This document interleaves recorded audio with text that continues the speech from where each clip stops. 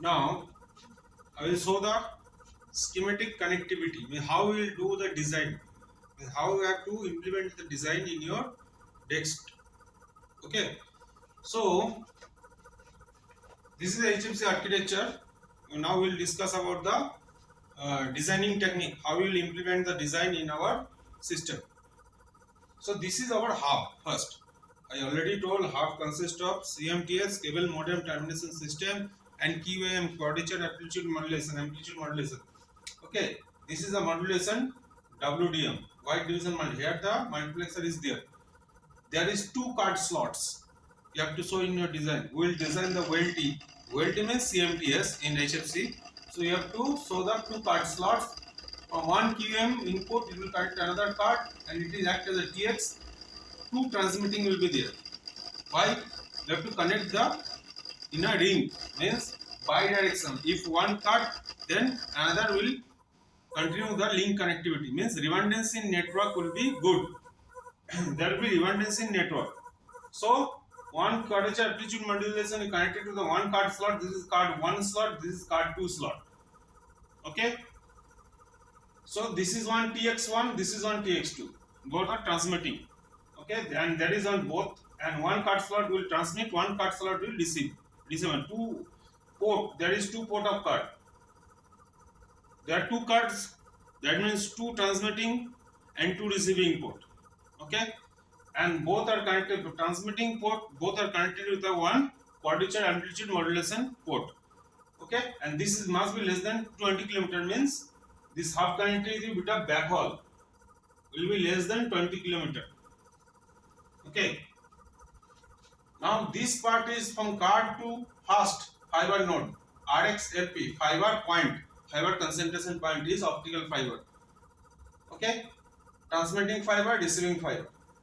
Similarly, this will also connect. I am showing one connectivity, you will analyze the another connectivity. This will also connect with another FP. Okay, this will also connect with the another, just like RX and FP. Then last it will be in ring, so that one card one will be continue the connectivity. So RX and FP, this is a fiber node. Here the optical fiber and coax connectivity is done. Means from here this may be aerial or this may be AUG. Underground feeder coax may be there. Actual client connectivity on the physical scenario. What are the approval giving by the client? Okay, because we are now in HLDT, we have to design the fiber route first. Similarly, we have designed in our Rogers first time. Particularly, we have considered the KMZ connectivity with the backhaul connectivity. Similarly, here from fiber node, suppose these are the pole. Okay, aerial. They told we have to go for aerial. One part will be aerial, another part will be UG. According to requirement, some area aerial is not possible. We will go for underground feeder coaxial. So first is aerial. So aerial, these are the poles. When you are going for aerial, you have to route the fiber in this way. You have to put from one fiber node to fast amplifier will be 1 kilometer. Another amplifier will be placed after 1 kilometer only. These are the bidirectional amplifier. This is design of the amplifier. How? In this way, means both direction amplifier, means both direction signal will be boosting. Otherwise, in one direction if we boost the signal, then other receiving end will be weak now. So that's the reason the bidirectional amplifier is used to boosting the signal, because it carries the electrical signal, not optical signal. I already discussed in the basic architecture. So these are the poles. So which pole we are using? That pole designing, pole load analysis and aerial engineering, pole load analysis done by the aerial team only. Pole load team. They will use the QP spider tools, okay, for pole load analysis of aerial. If you use the aerial, suppose this is the aerial design. Okay. So fast fiber node to the fast amplifier. Okay. Cable connected. And then the port allotted here only. Okay, then from one port another, because it is not within 1 kilometer, then we can design in this way.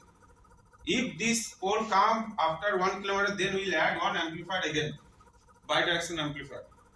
Okay, so from this port, suppose this home is connected, another customer is, one customer is connected. Okay, from another port, suppose these two port, two customers connected. What are the parcel number and what are the requirement will given by the client? customer detail, we will connect in that way only, because this is as built. In FTTX, in other project we have done with a brownfield and a greenfield technology, greenfield design and brown M2 methodology. But here, remind, it is as built. We are working on as built drawing. Okay, already route and customer definition is done. We have to design only. Okay, HLD diagram. So this is the aerial part, aerial feeder coax, pole to pole, pole to pole. But in some route, suppose this road is aerial, another road is going. This is a major splitter. Again we do. Then splitting is done, port, and in this part is underground. Conceptually same. Here also you will use the amplifier, but this amplifier will be in the pole only, but the splitter will be in the underground, means vault. Amplifier is always used in the pole only.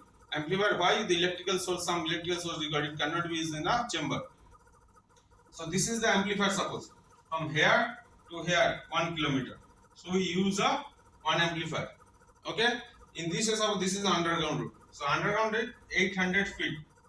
Maximum we can do 800 feet underground feeder coax cable. Okay, in HFC architect, in HFC design. So these are the main design you have to go through. Okay, this is suppose you design easy design, quadrature to card connectivity and card to transmitter, 2 TX will be there. TX means, again I am telling, TX means transmitter,